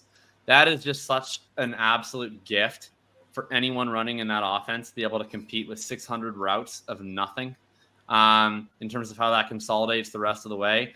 I think that's going to be, I'm not even the biggest A.D. Mitchell bull, but I'm pretty sure he's better than that. That's like Marquez Valdes-Scantling numbers from Alec Pierce last year. And yeah, you're going to need to have a high degree of efficiency. Again, cannot be beating the homer allegations more as I just tear down all of the Colts in every round. See, I just wish Pittman wasn't 501 because I would take Pittman over Zay. I'd be fine with like arguing Pittman and Metcalf. I would like Pittman over all of the running backs, right? He and Dell to me side by side, fine. Like Pittman Jr. being the wide receiver 22 off the board and not wide receiver 18. Just to me, those 4 spots feel significant to me. So that's why I picked Pittman. Is like obviously I agree with you on the running back stuff, and this was another example of running backs. I don't like their price overall, but I don't know. I'm not going to argue with that much on the positional rankings. But I like Pittman the worst out of all these wide receivers on the screen right here, straight up. Interesting. And not only do I like him worse than these wide receivers straight up in Dynasty, I like him worse than all these wide receivers in redraft.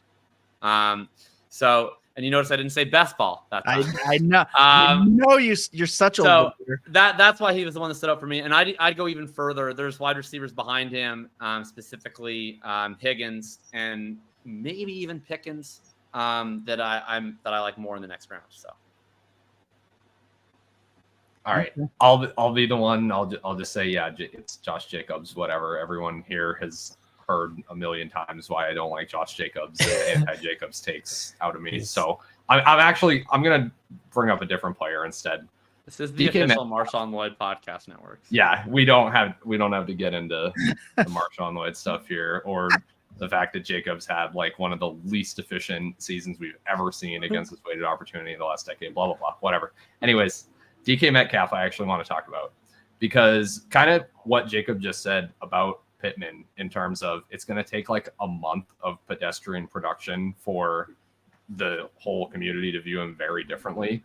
I think the same thing about DK Metcalf, especially if that is including one of the other 2 receivers in this offense being at least as good or better than him.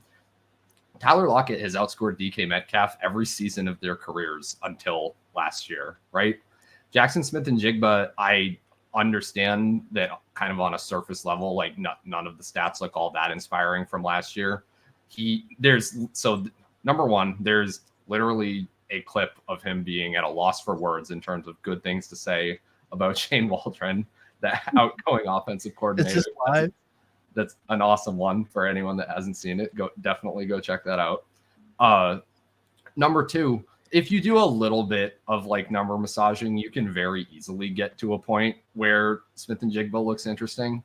So JSN wasn't really on the field that much, especially on early downs, was not running that many routes. I forget the route share off the top of my head, but on 3rd and 4th downs, his route share just like increased to like top 12, top 15. Okay, he's a full-time wide receiver. And his first read target share was top 10 if you're looking at just 3rd and 4th downs when he was actually on the field and presumably when he was actually designed as a genuine part of the offense. I'm just having flashbacks to Pete Carroll quotes last summer talking about, oh yeah, I mean, like we'll get him involved as like a third receiver or whatever. That was kind of like the vibe going into the season on JSN, just with how that coaching staff was approaching him, which obviously makes no sense given the draft capital investment they had, blah, blah, blah. I don't need to get right in the face about Pete Carroll. But now that this is going to be a Ryan Grubb led offense, we have seen him utilize 3 wide receivers all at the same time very well at the college level. I just think Metcalf kind of has the furthest to fall here. I could see like a bit of a late career renaissance, especially early in the season, from a Tyler Lockett, who I do think is still a very talented player and again has outproduced Metcalf across most of their careers. Or we can see kind of this Jackson Smith and Jigba revelation. Either way, I don't think DK Metcalf just like running his usual types of routes on the outside and averaging like 11 fantasy points per game is going to make people excited. It's not gonna help you win your fantasy leagues. And yeah, it very quickly will be looking at him as like, oh, remember when he came into the league and he was like super ripped and was like Superman and he ate all the candy or whatever, and we Skittles, were like, baby, do that. Yeah, but now it's like, okay, the expectation versus the reality of DK Metcalf's actual fantasy points for your fantasy team throughout his entire career has not really lived up to that. So he's the one I would pick out in terms of the receivers here that I'm not really into in round 5. Yeah, I think that's a great case. I'm excited about the Seattle offense in general. Metcalf to me is someone that you're going to be very ecstatic is your like 3rd wide receiver on your team or your 4th wide receiver on your team. He's also much cheaper to acquire, again, outside of startup costs. Look, I'm not going to hammer the running backs. All 3 of these guys to me are egregious. For me, if I'm going to pick a player, it's going to be Travis Kelce.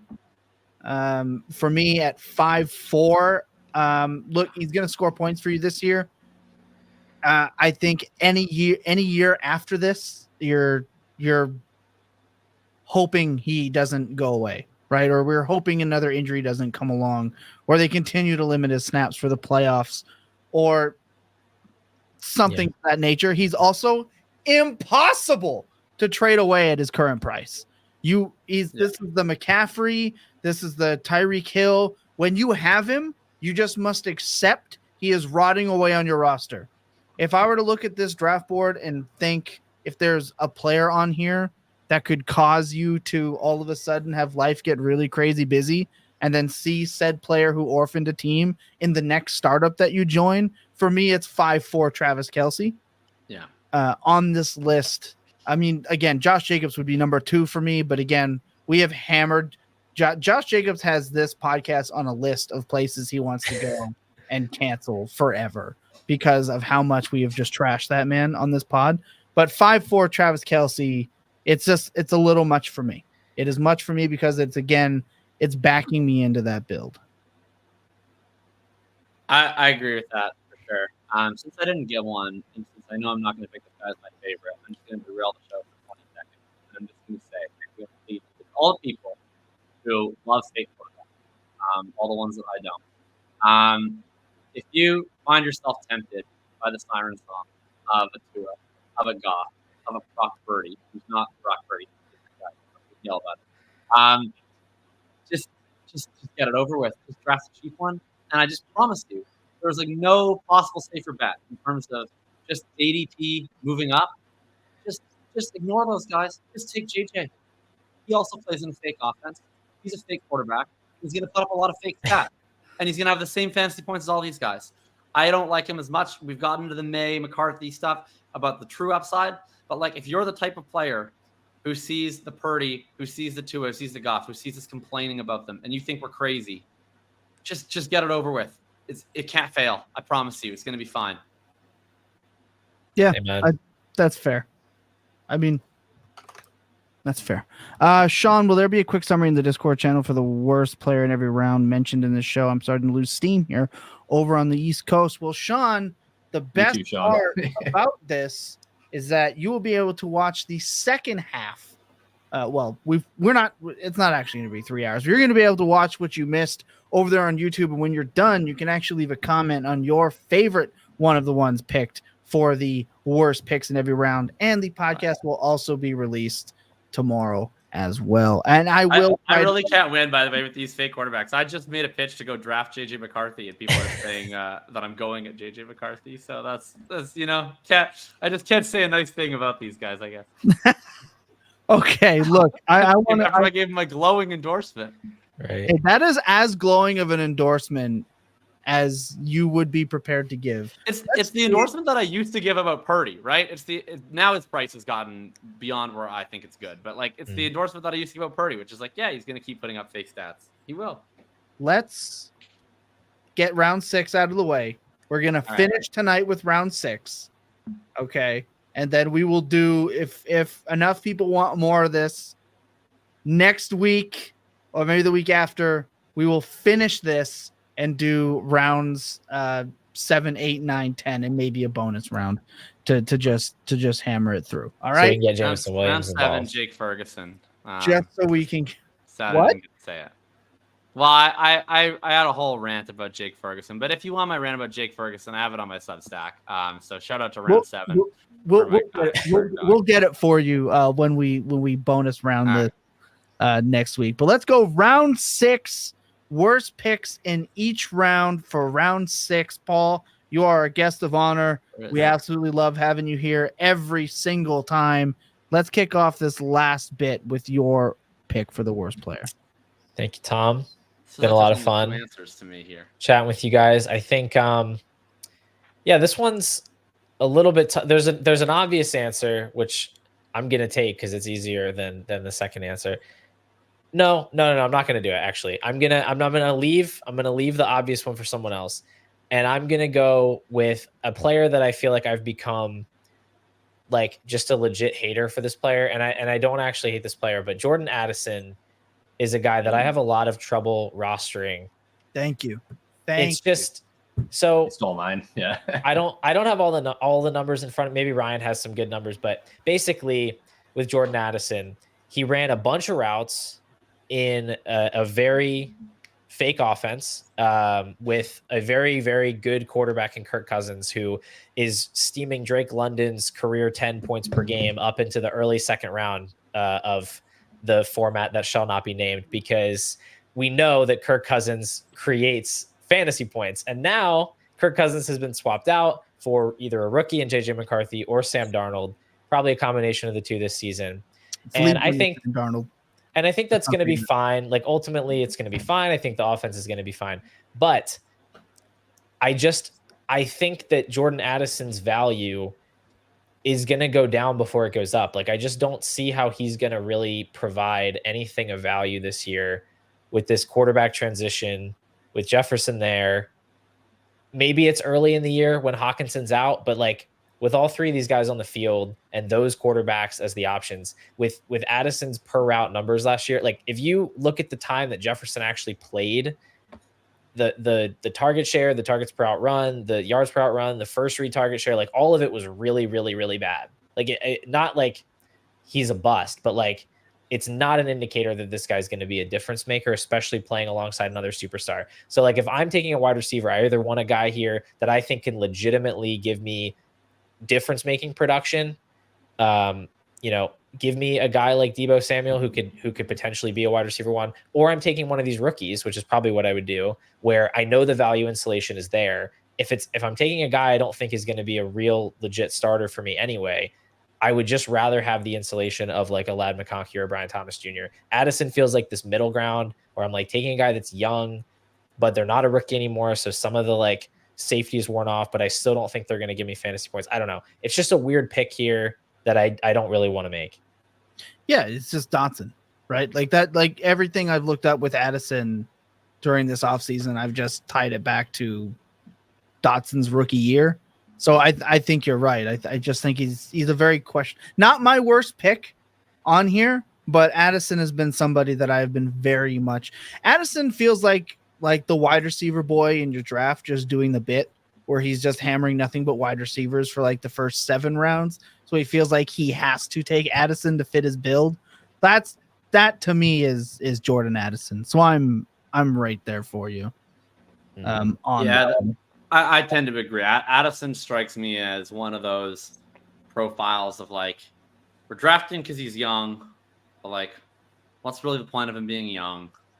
Like, exactly. Because like it's just going to be like, Just I don't give me think it's like problems, I don't think it's going to be like a very detrimental pick, because I think he's just going to like, I think more likely than not he's going to be valued around where he is for the next like 3 years. I just don't think he's ever going to be paying that off in terms of production. My worst pick here, aside from the obvious one, I'll be a hater for a player that I've hated on for a while, and I think I'm finally about to be correct.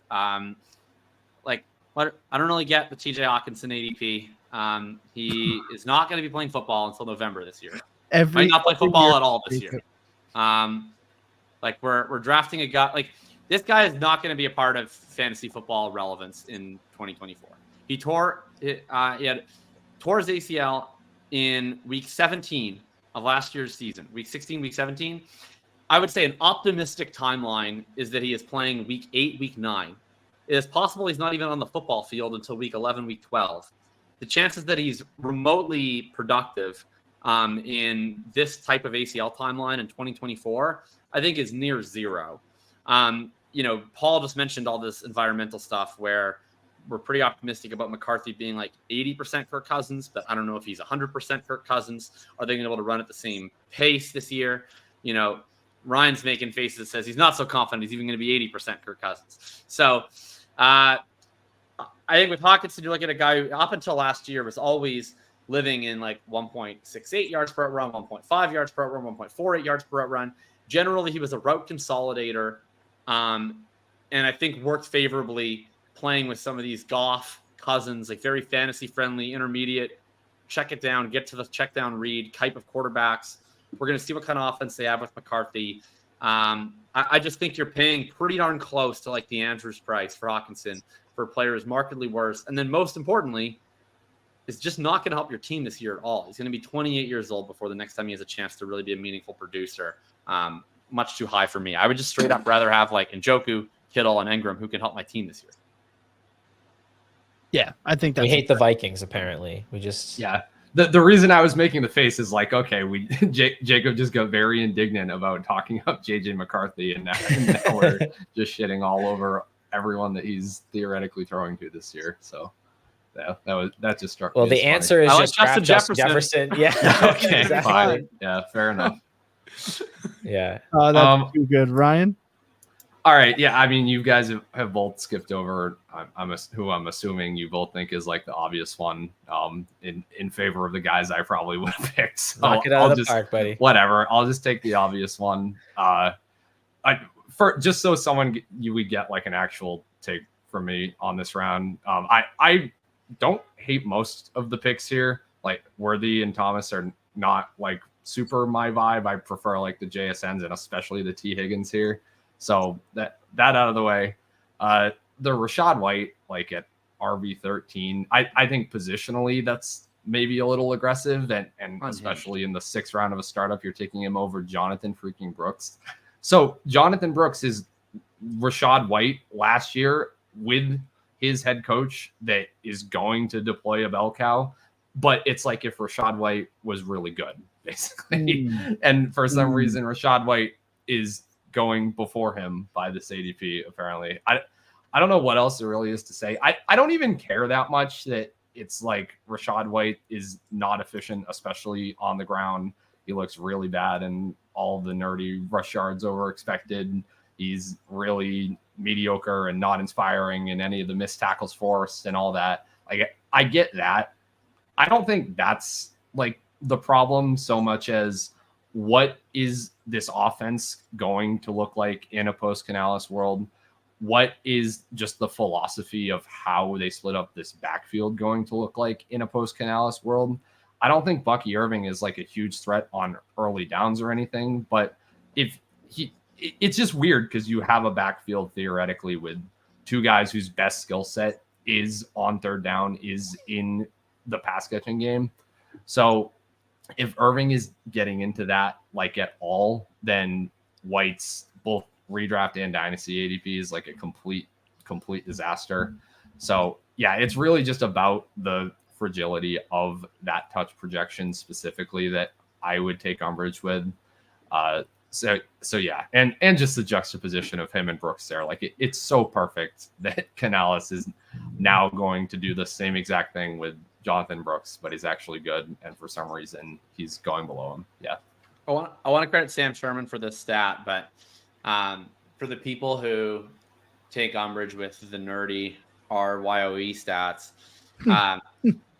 of the top 15 running backs going in, Tom closed your ears, best ball this year, 14 of the 15 have a career rush yards over expected 60th percentile or higher. So there's certain guys on that list, like a Josh Jacobs or a Joe Mixon, who not so impressive recently, but at least have established a pedigree of talent that thus teams keep giving them touches. That includes Kyron Williams, you haters. Sorry. It does. It does include Kyron Williams. Like, hey, even in my rant, I said Kyron Williams is good at rushing the ball. I'll admit that. Todd White's at the 19th percentile. That's so like he's just straight up bad at rushing, right? If you want good at receiving, and I don't know if he's good at rushing, I would just present James Cook in the same round, who at least is good at some aspects of rushing, verifiably so, is efficient. I think he's a much better bet here. Yeah, fair. For me, I'm not going to go Debo. Like, Debo would be my next one, right? We're talking about Michael Pittman Jr. being like a senior citizen last round. Like, Debo's 28, right? He's had one run upper tier season for an entire year. So Debo would be my next one here in the late 6th, but I'm actually going to go Xavier Worthy. I think that if just because, look, there's running backs on the board, I'm not going to use George Pickens as a punching bag. I get the JSN thing. Brian Thomas Jr., okay. I'm going to go a little different route here just for the sake of getting a different take and perspective. If there was a player in this round that could be Jameson Williams next, it's Xavier Worthy for me. If you're taking Worthy at 606, you must be willing to accept that there is a chance you're getting MVS, Mecole Hardman in this offense. Maybe an upgraded version of that player, but Rice is coming back. Rice was unbelievably good in this offense last year. He's very good. Kelsey is going to be back. They do have Hollywood, who we know is only going to play 7 games. That's just what Hollywood Brown does. But if Hollywood Brown plays the first or 8 games of the year and it limits Worthy's production, and Kelsey stays healthy, and then Rice comes back for the push at the end of the year, and Worthy doesn't break out as a rookie, you're talking about a player, in my opinion, that has a very high probability of just dropping value because of what his role might be. He, very speedy guy, don't know what his route tree is going to look like in the NFL. Great freshman year in college, didn't necessarily overly develop after that. Questionable profile in that regard, because remember, this receiver class was very much I'll say looked down on, but we're very skeptical of it during this entire pre-draft process. He just happened to go to the Chiefs, which dope. But the Chiefs haven't exactly been a home run factory making like elite wide receiver team outside of Tyreek Hill. And then again, the back half of GTA Rice's rookie season, it was really when he became a full-time player, he really took off. So could Worthy be a better NFL wide receiver than fantasy producing wide receiver? Absolutely. Do I want to rest that at my 6th pick? I'm not so sure that I do. So I'm not saying that he's bad. I'm not saying that he's going to be totally terrible, but you are putting a lot of faith that this guy is going to stand head and shoulders above everyone else and produce what's needed to maintain this value or even reach that next level in value.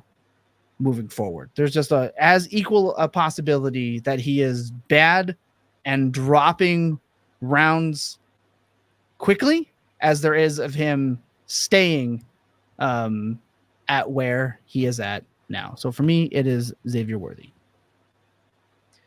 Yeah, I mean, fair enough. I mean, I think he's kind of a volatile prospect. I think there's definitely more risk with him than a lot of players in this round in terms of like what we know about his talent. I do think it's I think he'll be, I mean, I think like any round one rookie, he's going to have some level of insulation. Like he's going to have to go out there and just be absolutely awful. I mean, like Jackson Smith and Jigba's rookie season was horrifically bad, and he's going in this same round. Like, and he doesn't play with Patrick Mahomes. So like, I think you'd have to see like some serious like Quentin Johnston type stuff, really like Sky Moore type stuff for that to go that way.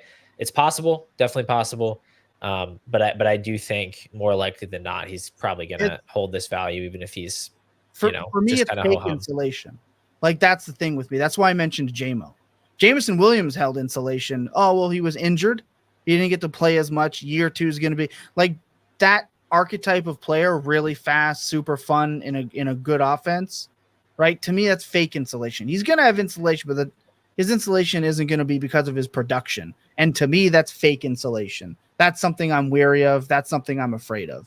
That's why I mentioned, like, yeah, and I mentioned Brian Thomas Jr. is in the exact same spot. He could just be another Gabe Davis for that team, which is why I mention it. But for me, it is to me fake insulation in terms of insulation isn't because of his production. Right, but Jameson Williams is kind of a good example because he was going in the 6th round of startups last year, heading into. I honestly can't even believe this. Like I think my body was possessed by some other like fake ball knower or something. But I took Jameson Williams in the 6th round of a startup, that the full tilt startup. I had 3 6th round picks actually. I took Jerry Jeudy, Daniel Jones, and Jameson Williams all in the 6th round last year. And I made the quarterfinals, and I drafted Kyle Pitts in the 2nd round. I have no idea like how that happened, but either way, you must have gotten Tyron or Puka to make the quarterfinals with that squadron.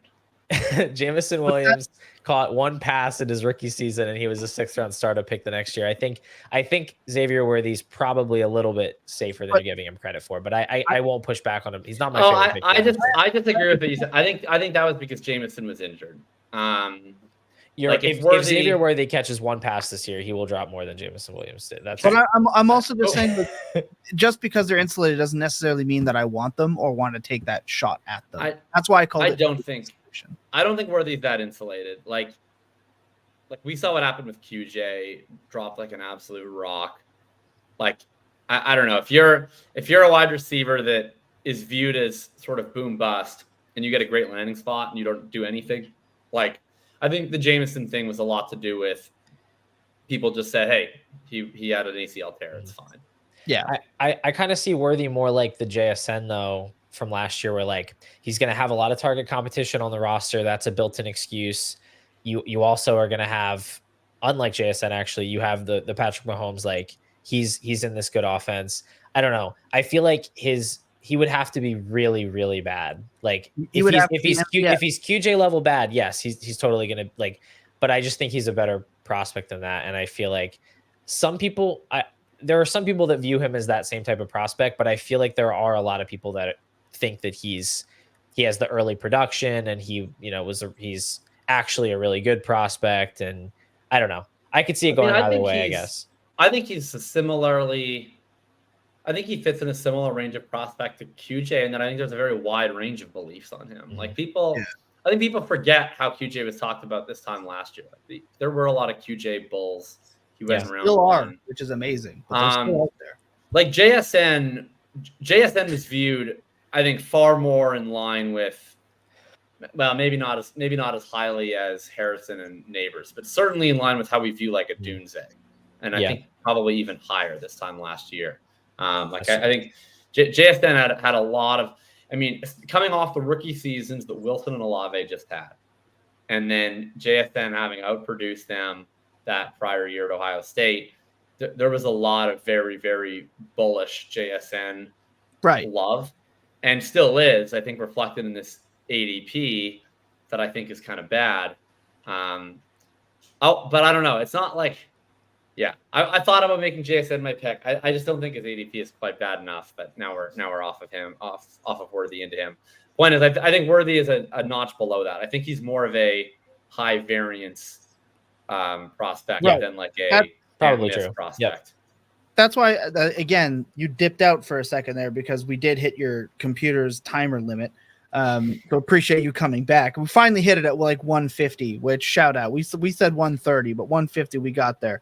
That's why I put him and Brian Thomas Jr. kind of in the same spot. But like I said, if there's just one guy I could see completely dropping off of a cliff here, you're basically just have to be willing to say that you have burned a draft pick at 6'6". If you're happy with that and you can live with that, all the power to you. If you're a good enough trader, like Paul said, that you're comfortable enough, if he's insulated at the same spot and you can move off him, if you see the iceberg coming straight for you, then good for you. You can jump, you can get out early. If you're a good enough trader, if you're not, don't bother. I'm team Lad for what it's worth. I'm not actually taking Worthy here at 606, but Agreed. I was just offering a little counter, but I agree. He's not my favorite pick in this round for sure. That's what we want. We want one thing that I'll always continue to hammer home on this program is that we have different opinions across the board more often than not. It is very rare on this show that you are going to get a think tank of the same takes from 4 people. To me, that is what makes this program entertaining. It is what has set us apart for years as we continue to grow with you guys here at FantasyPoints.com. Paul, always a pleasure. Absolutely. If you're not subscribed to the Pure Potential YouTube channel, that link is going to be in the description. You head down there, you click that sub, you start watching those videos. We look forward, Paul, to you dropping some video content as early as next week, possibly here at Fantasy Points. Sure, man. Thanks for having me on. It was a ton of fun. Bring me back anytime. I will clear my schedule. This is the best. I think it's the best Dynasty podcast in the game. I'm definitely not biased because I'm currently on it at this moment. Smart. Does the best ball version starts right after this one's over, right? That's what I was laughing at. Say best ball again. I mean, I'll put you in fairness, Stark. I'm about to go draft some BBM and sprint teams like literally in 2 minutes. So if people want to see me in the lobby, I'm gonna start. I'll put it this way: for anyone who happens to be in the chat and wants to, I'm gonna be entering a Best Ball Mania at 8:45 exactly. If you would like to drop in the lobby, sorry, 8:45 Pacific time. 10:45 Central, 11:45 Eastern. Someone like hop. Guys are a bunch of sickos. I'm going to be editing this till midnight. It's always worth it. But of course, Ryan and for Ryan Heath, for Jacob Sanderson, and myself here, and everyone over at FantasyPoints.com, we love and appreciate every single one of you. Without you, there's no show for us. Leave a comment in the video. Let us know what content you want to see next week. Best picks for as many rounds per round, for as many rounds as we can somehow find a way to get through. Gonna be right here. You're not gonna want to miss it. Hit the bell, hit the sub, do everything our families need to eat. Shout out to everyone who left comments and questions. We'll see you guys in the Discord. We love you. Remember that clear heads, full hearts can never lose, and your best days are always spent tilting. Good night, everybody. It's not best ball. What? Why are you shaking your head? You're welcome.